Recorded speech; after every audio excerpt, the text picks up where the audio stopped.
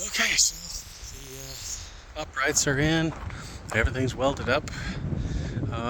Basically only have the one hiccup is this one bar here, but hey, my first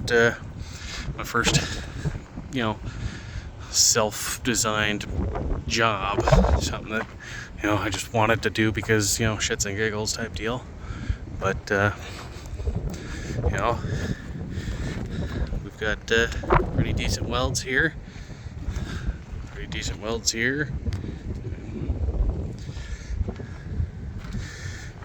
That's the Tomahawk with the new feet and new wheels on it. I'll swing around here because I can't see a damn thing. It's too damn dark, or too bright out, and my screen's dark. So, but taller wheels, my added feet.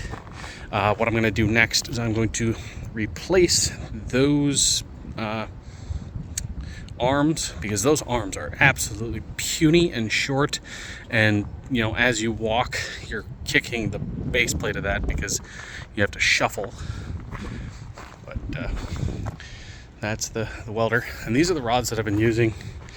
The 6013 5/64, 16 1/16, 6013, and then the 3/32. I'm only doing small rods because it's extruded metal.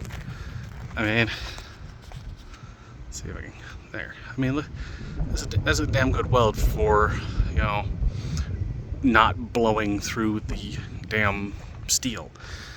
I mean, it's not blowing through the steel, and that's what you don't want. You don't want it to just, I mean, look how black this is. It was heating that up, but heating that up, this is, it is rock solid. I can literally stand on any weld and it's not gonna break. But that is the finished trailer. I can actually hang from there. Just grab it and do pull-ups. It is that sturdy. But I'm going to do a 45 here and 45 here to shore up the top, so it still doesn't woggle like that type deal. But I mean, hey, I thought that my posts were screwed up and that I messed up the weld, but if you actually look at the bottom here where the light is, the actual steel frame is actually tipped in, so I am straight up and down. I am square on the steel. It's just the base that the steel's on is twisted. This base rail is actually tipped in about 5 degrees, so that's where my hiccup is actually the base itself. It's nothing that I did. So, but that is what this guy can do on its lowest, absolute lowest setting of 50 amps. This is what it can build. And these are 6.5 foot T-posts. They're less than $6. I've got 1, 2, 3, 4, 5, 6, 7, 8, 9, 10, 11, 12, 13, 14, 15, 15, maybe 16, 15 or 16 T-posts.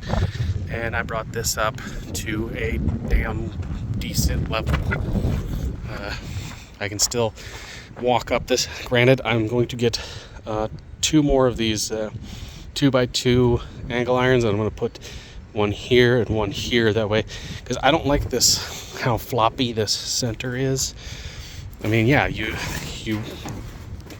have your areas that are, where your vehicle or golf cart or lawnmower will drive up, but if you're doing like a three-wheeler or a motorcycle going over the center, is no bueno, because it really does sink a lot, and it sinks with half of my weight. So I'm going to do one here and one here, so that shores up the middle, and that strengthens that. And I might do another one here and another one here, but only like a 1x1, because you don't need that too close. But I mean, look at this. This is rock solid. Rock solid.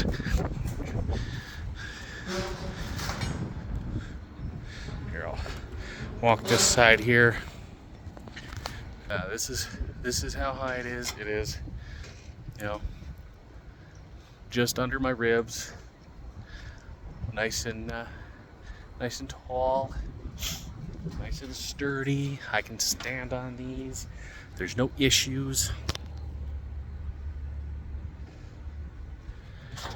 And there's a lot of people that, you know, say, oh, you know, you can't do, you know, big jobs with that. It's like, okay, your average big job is what?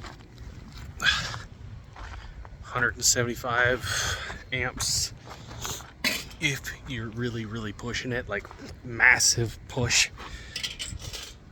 Other than that, you're at, you know, 150, 100. That does 210 amps. And you're saying, oh, well, 210 amps isn't enough because I gotta do this, I gotta do that. Dude, this welder does massive ass rods. They're massive. And it does it very well. I mean, good Lord, people. You really don't need to be able to, you know, blow through, you know, 1/2-inch steel with a rod just to understand, oh, well, maybe it needs to, it welds because I need to be able to do this and that. It's like, dude, if you need to cut steel, get something that cuts steel. Plasma cutter, bandsaw, portable bandsaw, 7-inch grinder. You don't need a welder that can do you know, 300 and 400 amps and then, you know, do the blast through it. It's ridiculous. The 210 is a perfect welder. I mean, even if you're doing like mini welds, like I'm looking at possibly starting a business and doing like portable, you know, welding for like the apartment complexes and stuff. You know, you go to these apartment complexes, you go to gated communities, you fix up their railings, you fix up their fences, and you just do these small welds. And that's perfect for that because it can actually go on the back of a golf cart and be driven through all these complexes without causing an issue. And it's quiet. I mean, yeah, it is a little loud after, you know, a while of listening to it and try to talk over it, but running, it is actually pretty damn quiet. I mean, I'm running it out here, and the people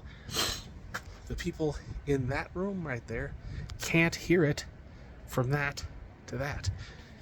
And that's single pane glass from the freaking 1978. So it's not that loud. But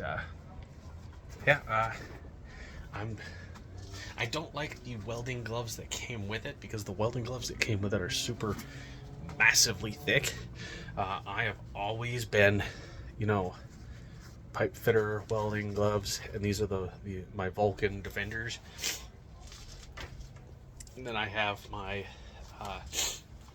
cold weather Vulcan ones. These are the insulated ones, so they are thicker, or well, they're thin, but they have the liner in the inside, and that's what I wear during, you know, colder seasons. And then I have these ones that came with it, and these things are fucking massive. These are winter mittens. But I still have my other Other welder's there. Other welder is under that box that I threw there because I was getting mad. I got really pissed off because of, you know, that whole incident with the stuff that was supposed to be in this corner that got thrown out. Yeah, that was one of the boxes that I threw. But my other 2 welders are under there, and in the other shed there's another welder. But basically from now on, I think my main go-to welder is going to be that big boy, because I love that thing. I really do. It's an amazing welder. You know, all said and done, if I can get a good, you know, steady beat going here, you know, sell the truck, sell the Jeep, get a smaller truck, and possibly a golf cart, then, you know, I'll upgrade the trailer to a 3,500 pound axle so I can haul the golf cart around, or pop the bed off the smaller truck and put a flatbed up there with a ramp, and then I can just drive the golf cart onto the ramp. That's now I'm thinking. But yeah, do that, start my own little mini business. I mean, hell, a couple $100 here and there, that'd be nice. A little extra income.